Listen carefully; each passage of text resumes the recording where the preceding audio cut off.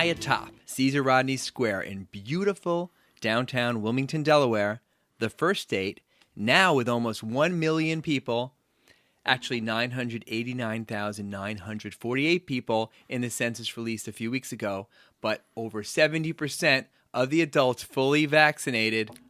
Yeah, Delaware. We are the Podcast Pediatricians. I'm Rob Walter. And I'm Matt Gotthold. Check us out on Facebook and on podcastpediatricians.com. And yes, we are back after a pretty long hiatus, and we're excited about our 6th season.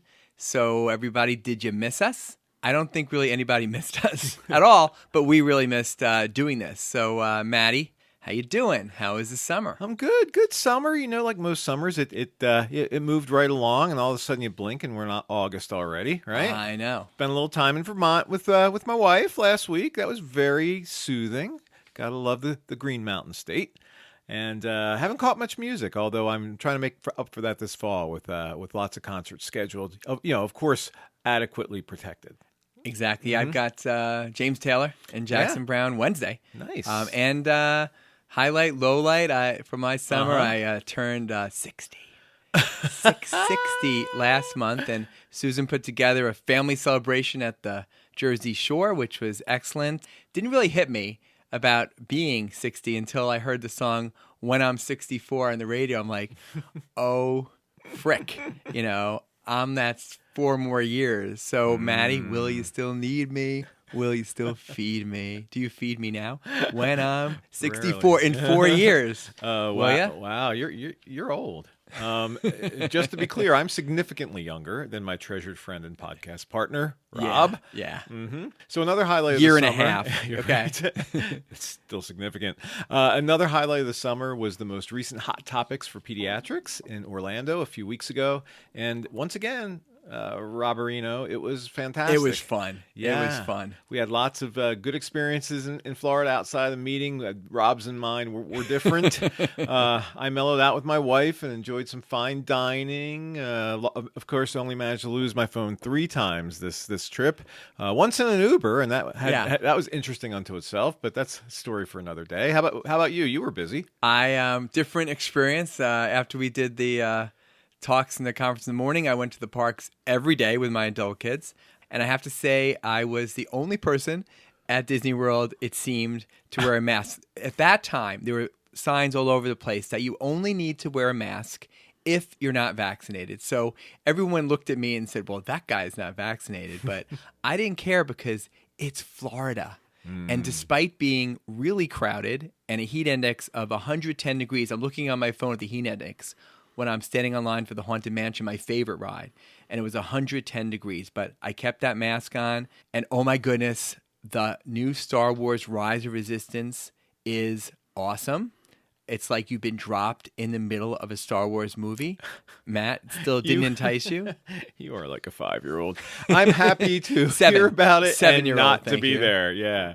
It was a great conference, and we're going to talk about some of the highlights in upcoming episodes, including in today's podcast when we discuss infant regurgitation, based on the talk by the famous international GI star, Dr. Carlos DiLorenzo, from the Ohio State University. And we'll also touch on approaches to the picky eater by one of our very faves, psychologist Dr. Colleen Cullinan, who was also superb. I think she's from Western Michigan University and Loyola Chicago.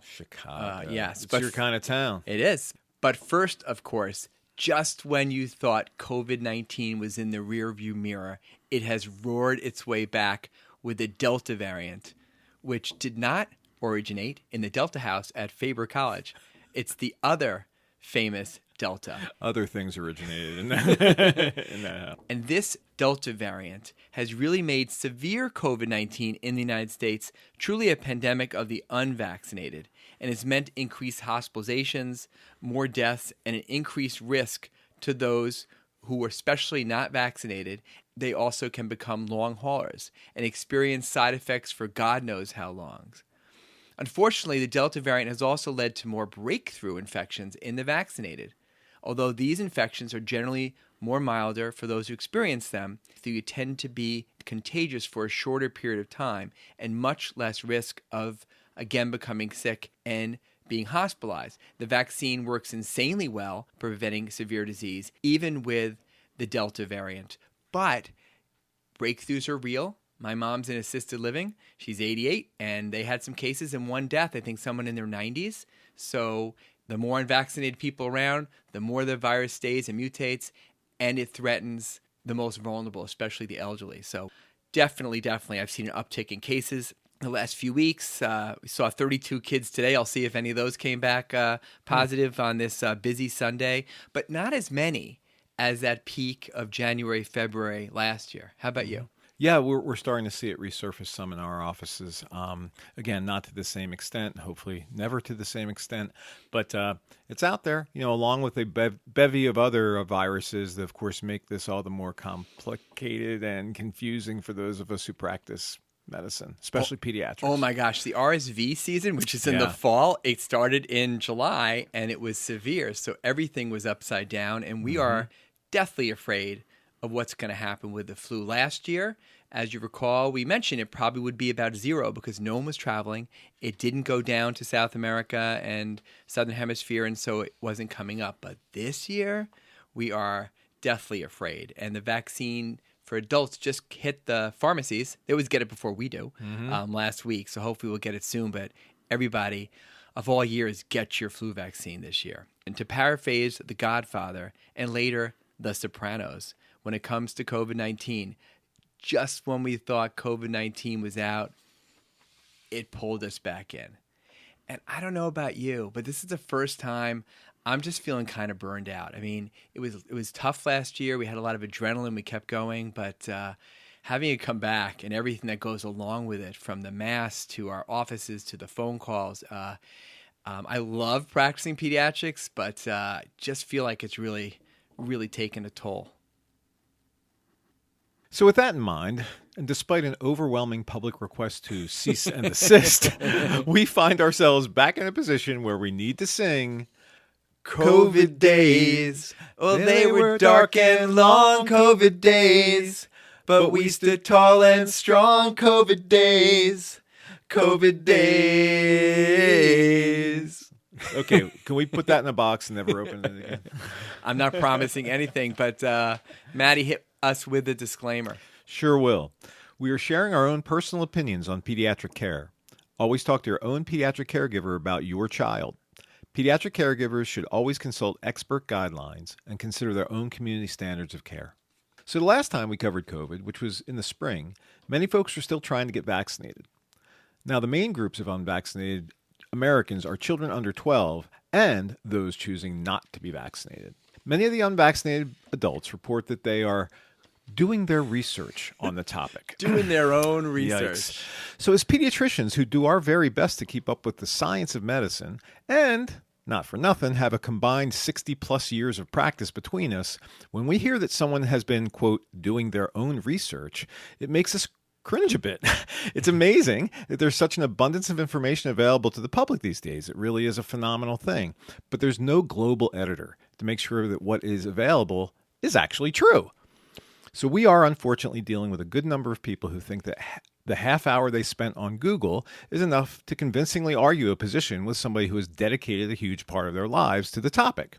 So I asked a mom the other day, whose husband was leery about mRNA-based vaccines, what exactly does he know about mRNA? And she said, nothing. So I, feeling a little feisty, said, so he wants to discuss something that he has no knowledge of except to be able to pronounce the term with someone who has been in science for over 30 years and then argue about it? So first we need to go over basic cell biology, a full semester in college, and more in med school, the immune system and its intricacies, multiple courses in med school, and then agree on the sources that he's using as the basis for his question, and then we can discuss the topic. That's a lot. As Neil deGrasse Tyson has said, the good thing about science is that it's true whether or not you want to believe it. Rob and I and countless pediatricians out there have been talking to vaccine-hesitant families for years. Even though we're very familiar with motivational interviewing, it still gets pretty exhausting. At times, I've said to a hesitant parent, really, all you need to ask me is, what did I do with my own children? Unless you think I don't know what I'm doing, which is unlikely since you're in my office, or that I don't like my own children, then the fact that all three of them are fully vaccinated should speak for itself in terms of my confidence in the safety of vaccines. And in this case, by happenstance, each one of my now adult kids got one of the 3 vaccines currently available. So they each got a different one. Right. And, I agree with that. But for this one, we almost have to go beyond that. I mean, I throw that out too, what I did with my kids. But in the room, it's, it just, with this one, it's not enough. Oh, no. Right. No, I always go into much more depth. But I always tell people, if you really want to come to the chase, that's really all you need to ask me. Right. But back to COVID. So with the Delta variant, there's more urgency for the population to be vaccinated since it's twice as contagious. To those of us in healthcare emphasizing the vaccine's overall safety and emphatically correcting myths and lies that claim things like the vaccine affects fertility, it doesn't. And that it changes DNA, it doesn't. It doesn't. In fact, it's scientifically impossible for it to. We try to emphasize that getting immunized helps parents and others in the community to protect their children and even their already immunized parents and grandparents. 25 to 50-year-olds are now the most hospitalized COVID victims, and women are more likely to get the long hauler syndrome.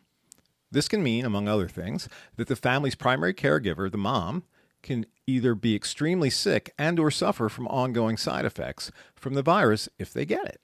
Yes, we try to have these conversations respectfully. And at a minimum, we ask that people continue to have an open mind on the vaccination. Even when I know I'm falling on deaf ears, I always end with just keep an open mind. And for some of the parents and teenagers, again, I try to point out that they need to think about their loved ones around them.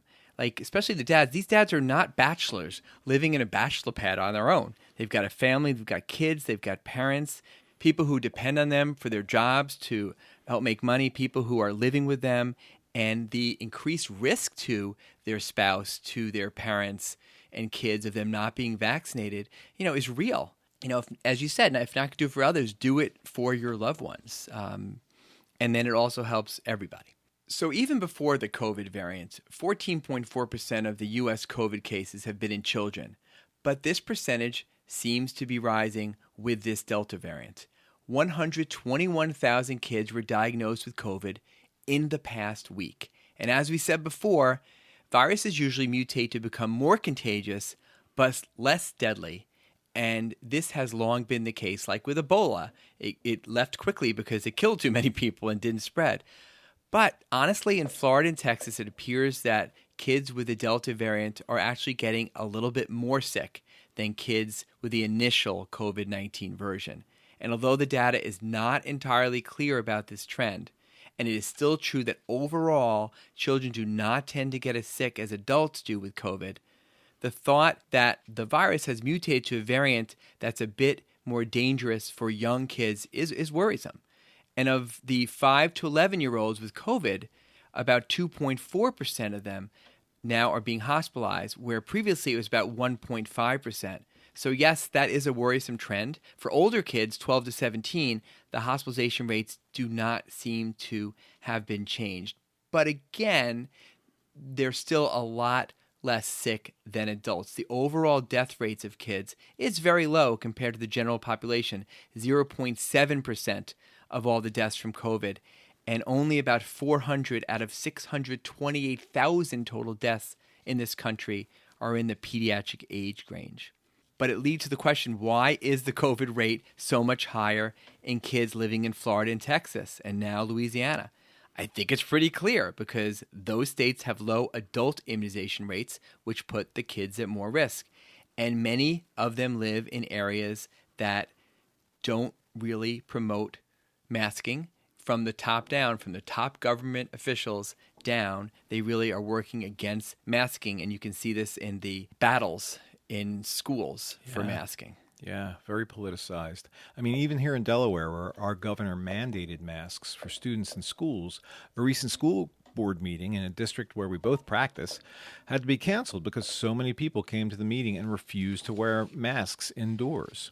Some of these attendees even shouted at the school board members that having children wear masks was child abuse. For those of us who care for kids and have seen kids suffer from true child abuse, those type of remarks are just offensive. It's offensive to us and to our patients. So just wear a mask indoors, for crying out loud. we have to get kids back in school. The academic and emotional toll of virtual schooling was horrible, and it really hit the public school kids. Many parents last year did choose to keep their kids at home, even when the schools reopened with a hybrid model. And I remember our feeling at the time, the AAP said any parental decision on return to school was probably the right one for that family. But in retrospect, it often was not.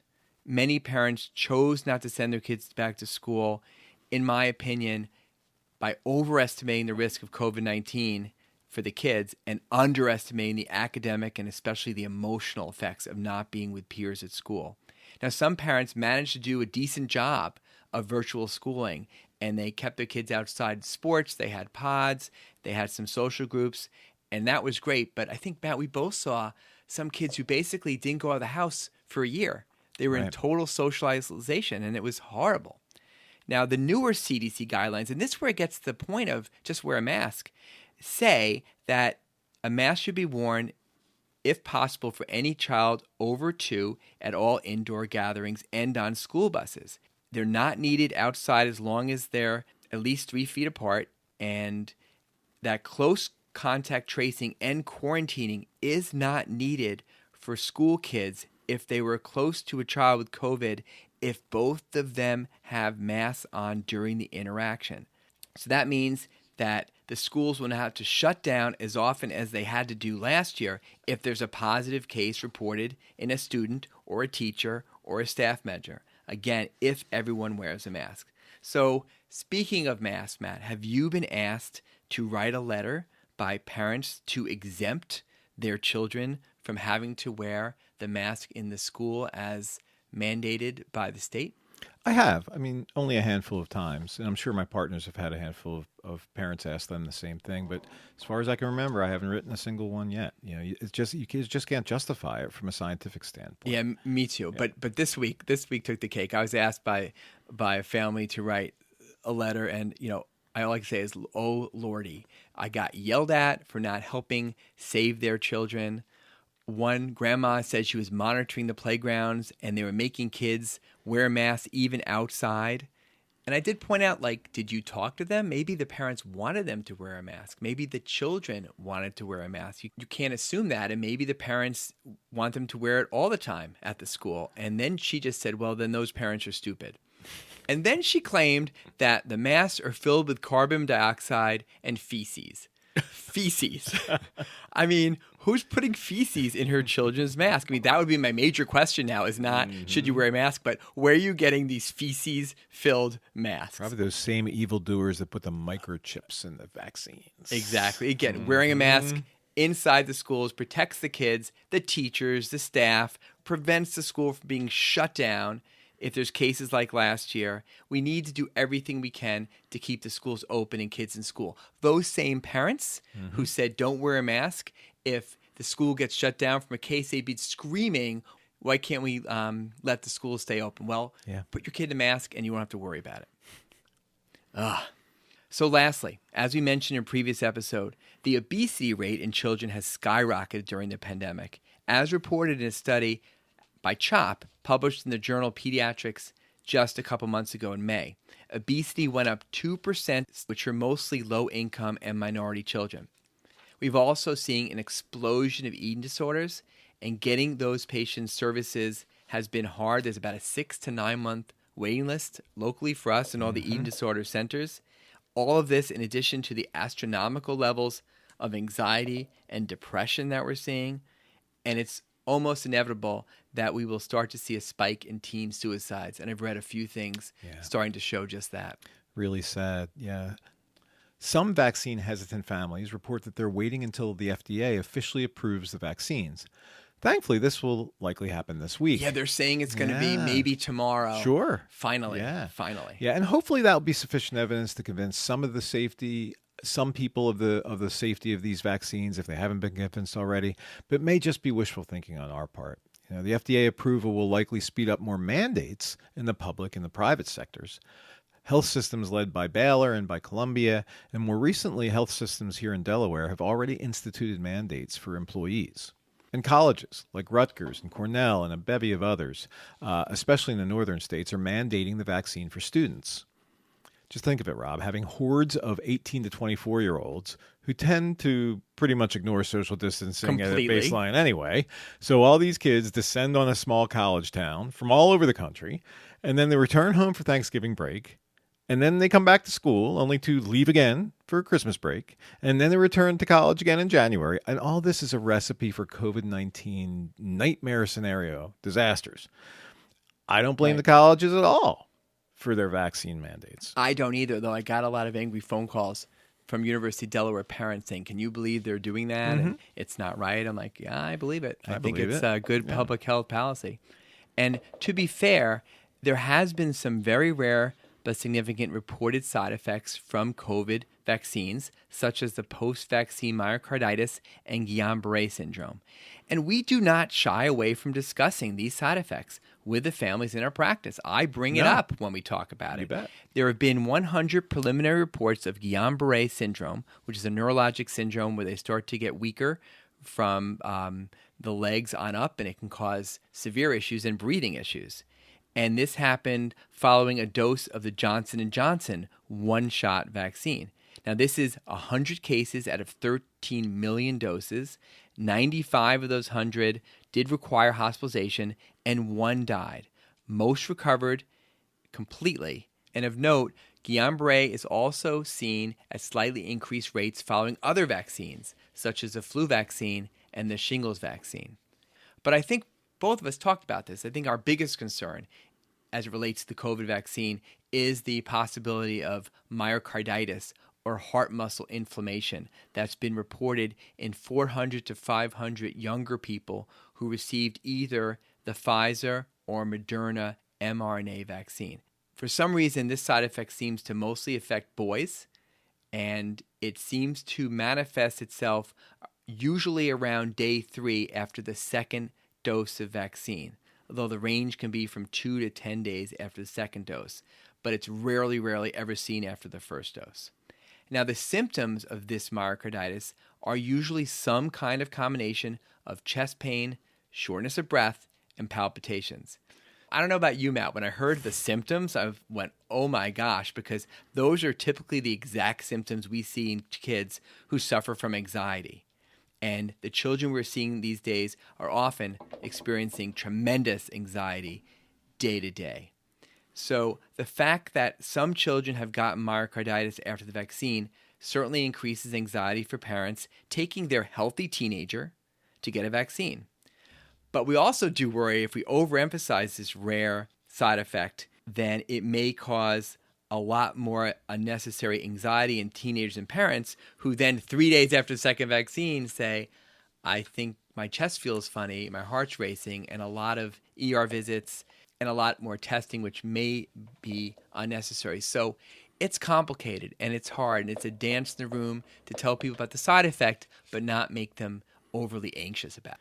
Yeah, we've had about 10 cases of post-vaccine myocarditis at our local regional children's hospital, and all these patients recovered completely. And speaking to the doctors who cared for these patients, most recovered with just some ibuprofen, Advil or Motrin, although one did need immunoglobulin. But again, to put this in perspective, there have been 400 to 500 cases of post-vaccination myocarditis reported out of 329 million doses. 329 million. Administered. To compare this stat to the risk of getting myocarditis with a COVID infection, the risk of myocarditis from getting COVID-19 disease is much greater than the risk from getting it from a vaccine. As several of the infectious disease experts we follow have commented, the conditions that are side effects of the vaccines, even the significant ones like myocarditis and Guillain-Barré syndrome, will eventually get better, and the side effects are almost never deadly. On the other hand, as many families who've experienced the loss of a loved one or the consequences of a long-haul case of COVID, there's no way to predict survival or long-term effects for those who are unvaccinated and who get the virus. So we and many of our families look forward to having COVID vaccine approved for children under age 12. And it looks like this approval could come in the late fall or early winter. I think maybe November or December. So again, being vaccinated makes you less likely to get COVID-19, even the Delta variant, but it's not impossible. So we like to stress that if there is really a true exposure in the vaccinated teen patient of ours or a parent, that they still need to get tested 4 or 5 days later. They don't need to quarantine as if they were unvaccinated, but they need to diligently wear their mask for 14 days. Be more careful, like not visit their parents or elderly grandparents. So as an example, if a vaccinated person has a true exposure, they should not, let's say, go out with their buddies for book club and not tell them about it and not wear masks. Right, Matt? Who would do such a thing? Okay, enough COVID-19. Let's dive into some pediatric gastroenterology. But first, I want to mention 2 recent papers that we covered at Hot Topics. The first was on tuberculosis testing. Very important in young kids because if they're not diagnosed right, they get TB meningitis, they get disseminated disease. It's horrible for young kids if you miss TB. And the bottom line is that if you're going to test for TB at all ages, including the very young, the IGRA blood tests, also called TB Gold, that does not cross-react with the BCG immunization given in over 80 countries worldwide, is superior to the traditional skin test PPD, even though the Red Book still recommends the skin test at young ages under age 2. Multiple studies this year showed that the false positive rate of these traditional skin test PPDs are much higher, leading to much unnecessary testing and medications. So for me, there's no reason to do the skin test besides sometimes some antiquated college and high school programs that still insist on getting the skin test. Do you do PPDs much anymore, Matt? Rarely. They just shouldn't be done. I'll call the college and say, hey, this is stupid. We should just do the blood test. Yeah. The second paper that's worth noting was supports having pediatric patients use mineral sunblock as opposed to chemically based sunblocks. So this data was not out when we did our epic Sun podcast. So we're updating our recommendations. And yes, that's science, getting new information and adjusting the recommendations. So mineral sunscreens are natural minerals that physically block or reflect the sun's bright rays. Zinc oxide and titanium oxide are the most common ingredients in these. They block or reflect the sun, whereas chemical sunscreen actually absorbs the sun's rays. So the bottom line is use only the mineral zinc oxide and titanium dioxide and not the chemical sunblocks. Because the chemical sunblocks actually get absorbed by the body at pretty scary levels and into the bloodstream. And this absorption rate is additive over days. And the levels can continue to rise for weeks, even after you stop using the sunscreen, especially oxybenzone. The oxybenzone levels were insane. Yeah, they were. Boy, that was really an impressive paper. So these chemical sunblocks have not been removed from the market overall, like was done with the sunblocks from Aveeno and Neutrogena a few weeks ago because of another chemical, benzene, contamination. And benzene's a known carcinogen. But kids are more vulnerable to having chemicals in their blood cause big problems if they're at high levels. So although the harm hasn't been proven yet, Rob and I are recommending the mineral blocks. Only the mineral. And in addition, I advise everyone not to use the sprays. I don't know about you, every bad sunburn I've seen this summer has been from a spray that missed a strip of skin. So that really doesn't happen when you use the lotions. Of course, we'd rather someone use chemical sunblock than nothing if they're going to be in the sun, but it shouldn't be either or, and there's plenty of mineral-only sunblocks like Blue Lizard and California Kid and CeraVe. Okay, we're going to go on to infant regurgitation and reflux and picky eaters after the break.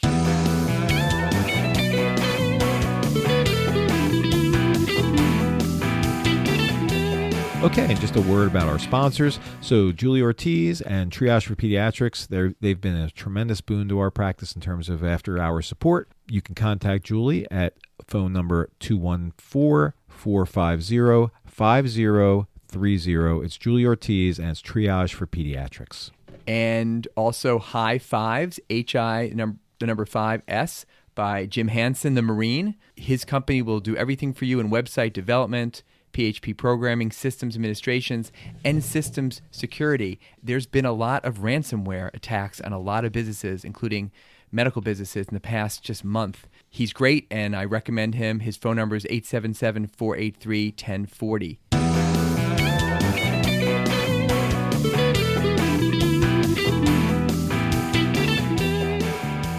We are back. So 20 years ago, our next subject would have been called GE reflux in young babies. But that terminology is not entirely accurate anymore. Yes, we learn from science once again. Since then, much has changed. Some of our old favorite medications, even for something like this, like metoclopramide, aka Reglan, and cisapride, a.k.a. Propulsid, which, by the way, was about the coolest name for anything. It was great. Propels stuff through your gut. Great. And also one of our mainstays, ranitidine, a.k.a. Zantac, really are not used or available anymore or approved. And so that's why Dr. DiLorenzo's talk was called Regurgitation, Something Old or New. Is there reflux in 2021? But he started out with a statement that I thought was the best part of the whole talk, and I found it very profound and impactful for us primary care pediatricians. And the statement was, diagnoses have side effects. We talk about medications having side effects, but the words we use in the office, the diagnoses we throw around in talking to families, can really have side effects for everyone. I'm in a situation now where I'm training medical students, and if they take nothing else from the rotation, it's words matter. Presentations matter. People definitely remember what you say. People will repeat your words to you years later. Do you remember when you told me this or that? So this is a critical, visit for a lot of people who are looking to you, the provider, for guidance. And they're going to hang on your every word, so use them carefully. So if we emphasize the possibility of some gastroesophageal reflux in a child, it can trigger parents to thinking all kinds of things, particularly like, oh my God, I don't want my baby on medicine, or what's going to help, or what are our options? Or they need medication because they have GERD. By its nature of saying they have reflux, then they must need medicine. Right. And we need to keep stressing from the jump that regurgitation and spitting up in all young infants occurs. And it naturally decreases over the first several months, although it seems to peak, I don't know, Rob. I usually tell people between the first and third month or so. Right. There's a lot more of it. But even at 8 months out, about 20% of babies are still pretty persistent pukers. Spitty. Right? Yep. The other thing that is really confounding here is that young infant crankiness and irritability can have lots of reasons. And GERD is only one of them. And rarely one of them, like really low down the list. And Carlo also made the point that even for an experienced pediatric gastroenterologist, it's very difficult to differentiate clinically between food protein type allergies and true reflux, and that there's lots of problems prescribing prolonged acid suppression in young babies. So when we deal with the cranky, spitty, gassy young infants who are otherwise growing well and don't fit into a colicky pattern of doing this in the evening, and they have a normal exam, we need to concentrate on not reflux and look at other things. And one of the things he stressed is overfeeding is common, especially in bottle-fed babies. But I don't know about you, Matt, but I've had over the years some breastfeeding moms who just make a lot of milk, and they can overfeed their babies just from their milk supply, and sometimes I have them just stop the session a little bit early. He made the point that 6 ounces drunk by a 1 to 2 month old in 10 minutes is like you and I chugging 3 liters. A huge amount. Now, and I'm not a good chugger, Matt. Can you chug 3 liters? It's my middle name, man. Okay. It's disgusting. That was a liter right there, dude. Okay. So, stress not overfeeding and keeping the baby upright. Never have the baby in a seated position when feeding, because this promotes regurgitation. If you can imagine, you're bending them at the waist. And the next step after that for these young babies can be thickening of the milk if they're bottle feeding with 1 to 2 teaspoons per ounce of milk of some type of cereal. Now, typically, Rob will suggest not using rice because it can be constipating, so I usually go oat. But people will incorporate all different kinds of mixtures of the two, or barley. But do remember that oftentimes we need to cross-cut the nipple or get a nipple for the bottle that is already made that way. But to do it carefully, because that can certainly cause a choking hazard if it's not done the appropriate way, because this indeed is a milk that's a bit thicker. Right. And I often thicken even 3 to 6 teaspoons. So did you say half to 1 tablespoon? 1 to 2 teaspoons. But yeah, I've used as much as 2 tablespoons, which is 6 teaspoons. But you hit the nail on the head. You said the same thing when I was up there moderating. And he mentioned rice cereal. I said, well, I don't use rice cereal either. Constipating, maybe there's arsenic. And he just said, oh, that's ridiculous. So I don't know. Not in our experience. Not in our experience. But with all due respect, Dr. DiLorenzo. I know, but he uses rice cereal. No, the last time I went is a pukey baby who I've just made constipated. So now they're going to throw up even more because they're straining to have a bowel movement. Well, there's many things, and in our next episode, we'll talk on some of his myths and many things that he says are myths, like that cheese causes constipation and fiber is good to give and more water is good to give. So I'll buy most of that. Blowing my mind, although you and I are both on the cheese wagon there. Yeah. So anyway, that's for next episode. And if breastfeeding, Dr. DiLorenzo does recommend eliminating cow's milk and soy in the maternal diet, which I think a lot of us will do, and says that the improvement from that alone can sometimes take a few weeks. And I think we've both been doing that. I'll usually tell people, you'll usually see an effect within a week. So I have not been saying that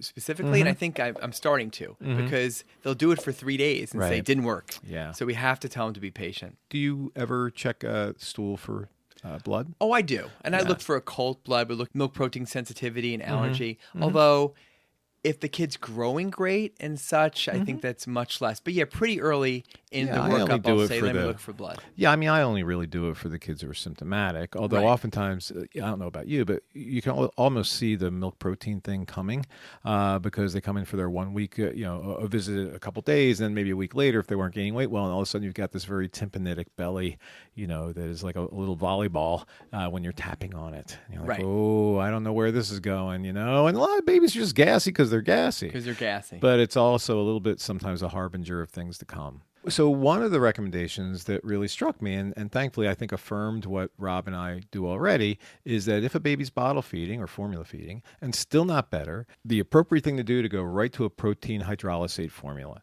like Nutramigen or Alimentum for a few weeks, even if there's no blood in the stool or weight losses. So Dr. DiLorenzo doesn't fool around with the Similac Sensitive and the Enfamil Gentilese. By the way, Similac Sensitive is lactose-free. It's not necessarily broken down protein-wise. Gotcha. That's Similac Total Care, which of course always harkens back to like those generations when thought all the babies were lactose intolerant.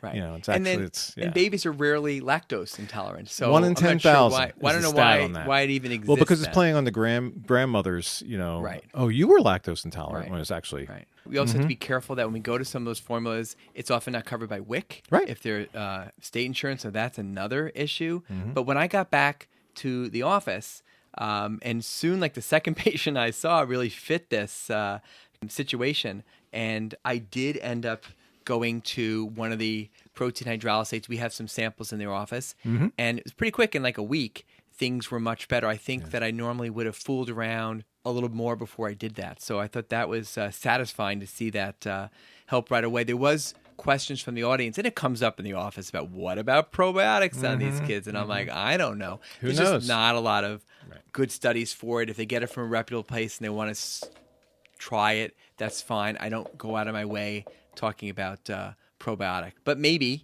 it'll help and hopefully do no harm. If you do all these things, if you've looked for overfeeding, if you've maybe changed to a protein hydrolysate formula, if they're breastfeeding, they take some of the milk and soy out of the diet, and they're still not doing well, that's when he said, okay, send them to your local friendly neighborhood GI specialist or consider an 8-week trial of acid suppression. Now, in the old days, I think for both of us, that meant Zantac, also known as ranitidine, which again was pulled from the market, although I think we discussed this a few months ago, that the main paper that warned about the Zantac nitrosamines theoretically causing more cancer was recently retracted.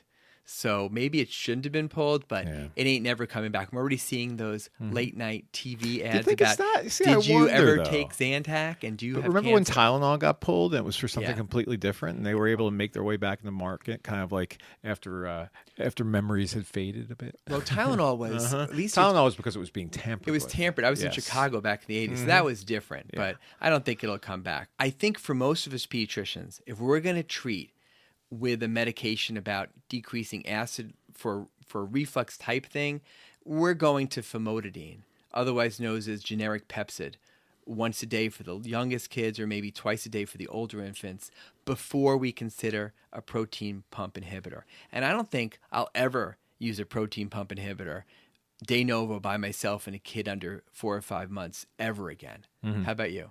It would have to be a really rare case. Every once in a while I have a child who I just think to myself, like, I don't know if I could live with this screaming baby for more than 10 minutes at a time, right? And then we'll just go like full court press. I mean, I'll even put them on. If they failed everything, including Pepcid.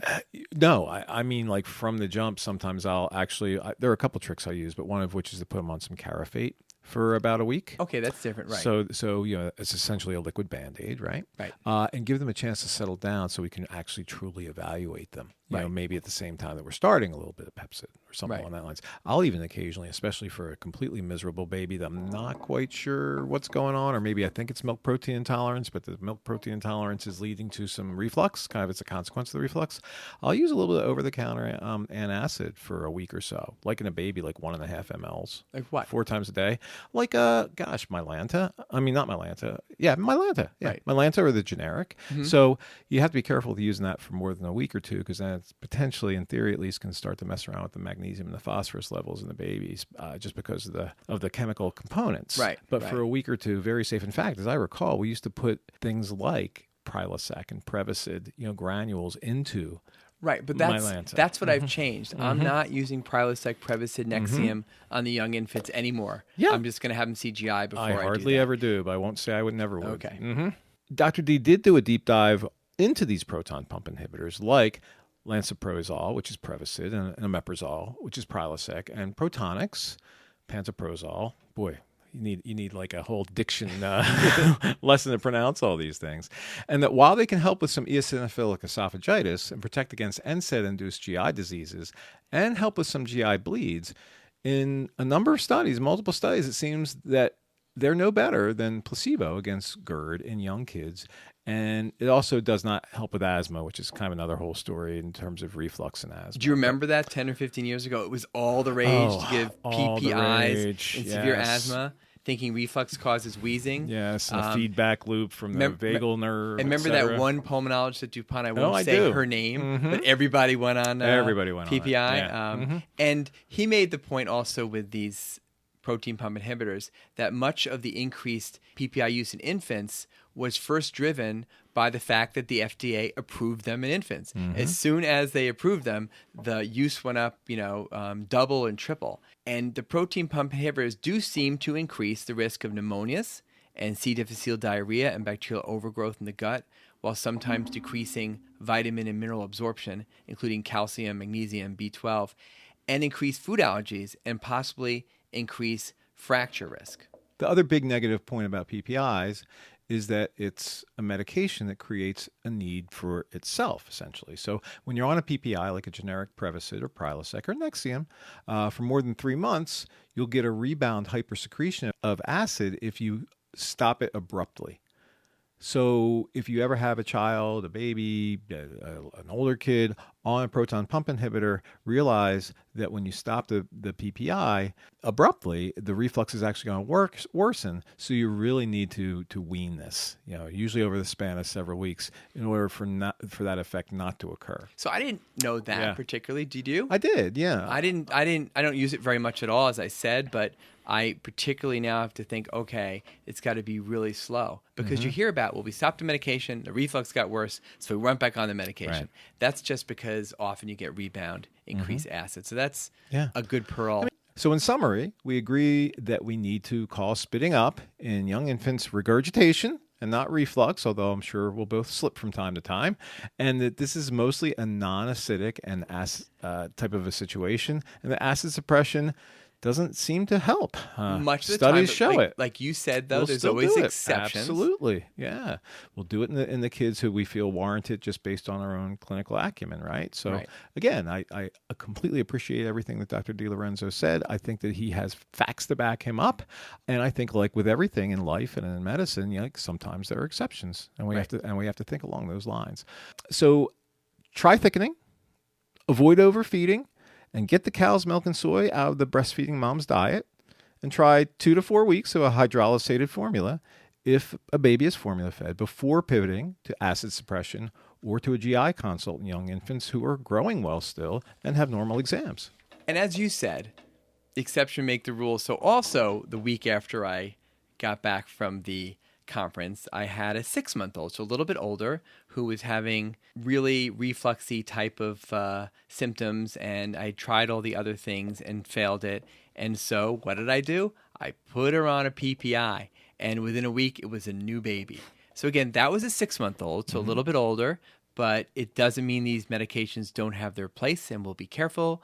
When I wean it off, I'll be really slow to do it. But again, it gets to the point that, medicine, it's an art as well as a science, and it goes by experience, and you have to kind of keep your mind open to the curveballs that sometimes come our way. Mm-hmm. Yeah, I just had a mom who's a neonatologist. She's been a neonatologist for 10 years, whose baby really wasn't gaining any weight, although seemed kind of satisfied. And I threw it out there, like, maybe you want to think about a little acid suppression here, because this is unusual.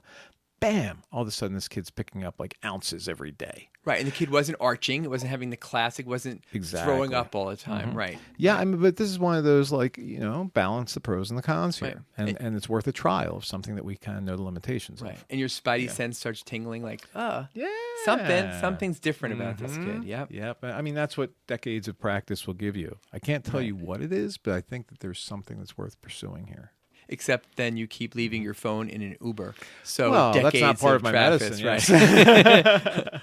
Our brains don't work in other ways very well. That guy was so sweet and brought it back to me. I was in Orlando. He drove up from Tampa. I know. Yeah. God, someone's looking out for you. Yeah. So I gave him a blank check with your name on it. All right, where are we, sir? Picky eaters, picky eaters. All righty. So let's talk about picky eaters, Roberto. So Colleen Cullinan gave a great talk on picky eating, and her main point was that pure picky eating is really a power struggle, which was, I guess, in retrospect, no big surprise, right? No. I mean, so many of these things are power struggles, just like sleeping and potty training, and that the goal for picky eaters should be to de-escalate the struggle with positive attention and clear expectations once you determine that there's not a pathological condition. I mean, you and I have talked about this a lot in the past. When a child's waking up every night, we do want to make sure that they don't have an ear infection before we tell the parents to put the screws to them from the standpoint of, like, doing something from a behavioral modification standpoint, right? Right. So you do have to make sure that there's not a pathologic condition where the child's losing weight or that there's some type of a nutritional deficiency. But I do like pooping, eating, sleeping. Those are the big three. Oh, they are. Those are the big power struggles. Because they're the things that little tiny kids have power over. Exactly. Right? And it's not like they're going to beat you in arm wrestling, right? Instead, they're going to beat you by driving you nuts with their bowel habits and their sleeping and their eating. You can't make me poop. You can't make me eat. You can't make me sleep. You can't. And try it and see what happens, right? That's what I used to say to my kids when I was disciplining them, like, and try me and see what happens. Like, as if I had something that was going to happen, right? But just the words are usually enough. I'll tell Mom. Yeah, so Dr. Cullinan stressed that it's normal, completely normal for toddlers to be picky, and kids normally will eat smaller portions in general, which I think, again, with our American diet, we're so used to these heaping plates of food that don't exist in other parts of the world. So, but some of her eating pearls include messes at meals are okay. They're fine. Stay calm and stay positive with all meals. No pressure, no punishments, and keep trying new foods. And it can take 10 or more times for a new food to stick in terms of even the child be willing to look at it or touch it or those types of things. And if they don't seem to enjoy a certain food, just wait a couple weeks and then give it a shot again. Right. And only give new foods in very small amounts, and you can make it fun. You can turn healthy foods into finger foods like broccoli or other vegetables with a dip. You can make them tastier. Again, you can dip that broccoli in some cheese and get the toddlers involved in helping make the food if possible and encourage them to self-feed. And now for those older school-age kids, you do want to have a more structured mealtime, and obviously never electronics.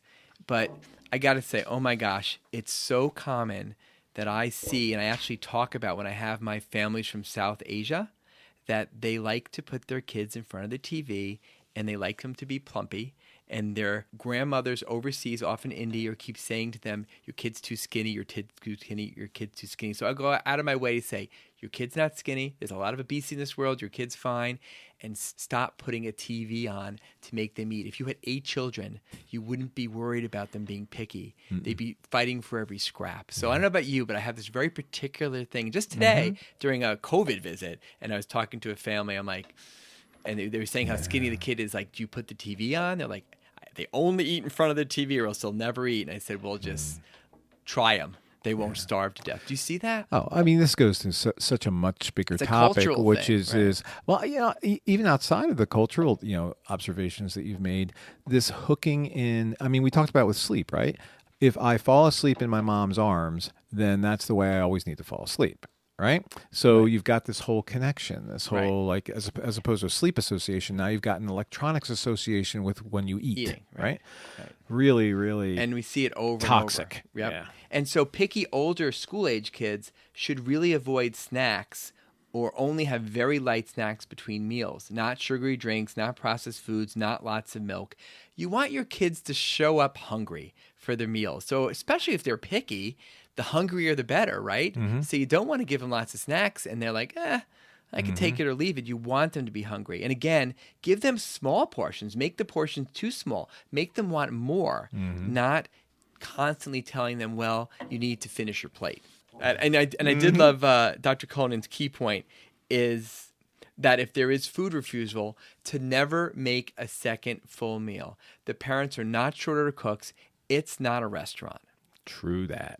So instead of making multiple meals, moms can have a simple set of backup meals or backup meal, singular, whenever they don't want the regular one. The child doesn't want it. But it's got to always be the same and not very good. So it can be a piece of toast with some peanut butter or a non-sugary cereal.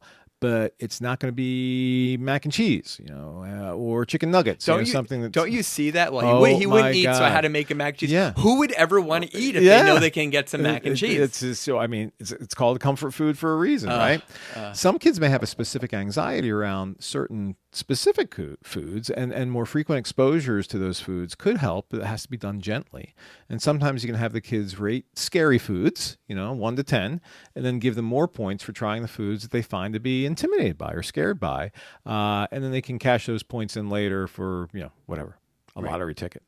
Yeah, so never tell them that they're wasting food. Again, that just gives them. It's much more wise to give them a smaller portion. Again, we Americans are so distorted in terms of what we think is a good amount to eat. It's always overdone, and if they don't finish it, that's fine. Even the small amount. It's okay if they get upset, but if they want to cry at meals. But there's no physical tantrums, no throwing foods, or a meal is done, and you can just end the meal in that kind of situation. If it's done, it's done. If it's done, it's done. They can go to bed a little bit hungry. There's no big deal about that, and have a big breakfast tomorrow. And we promise you, they will not starve. But we have these conversations just like around the potty, just around sleep. But we do say to parents, it's hard. Like we know that there's a basic in their DNA, especially moms, that they want their kids to eat. And it makes mealtimes like just this dreaded time 3 times. Mealtimes basically 20 to 30 minutes top. And again, as I said before, that if they had 9 kids, we wouldn't be having this conversation. They would not have the time to cater to each child's individual food whims. But lastly, last point, there are exceptions. There are kids with significant food anxiety aversions, texture issues. So when these don't seem to work and there's a lot of issues, that's where you get intensive help. That's where you get an eating evaluation, maybe by a speech therapist and a child psychologist involved. But most of the time, it's a plain old power struggle. And often in that struggle, their 3-year-old is crushing them. And we like to point out, like, they're really smart. They're smart kids. They're crushing you. You're just dancing around every mealtime for them. Yeah. I mean, the classic thing is it takes 2 to argue, right? So it takes 2 to engage in that kind of a crushing, experience for parents, which is only going to end up in dire frustration. Right. And also, it's not just 2. They're crushing both the mom and dad. Yes, they're like standing on their heads every mealtime, eat. And well, the kids just maybe I'll know I won't. How about that? Yeah. Do a little dance, mom, around the kitchen, and then maybe just I'll one more time. Think about it. Yeah, I know. Yeah, like the kid getting the strep test. Like, okay, wait a minute. Right? How many times have you been there? In right? a second. In a minute. Stick your tongue out. I know. And sometimes I feel bad. Just today I had someone with a strep. I just said, put your arms around him, hold him tight, let's go. The longer we draw this out, the worse it's going to be. Been there. Yep. Yep. Oh, man. All right. So that's it for now. Everyone be safe. If you still have some vacation time, enjoy the rest of the summer here. Yep. And good night, Rob. And good night, Moon.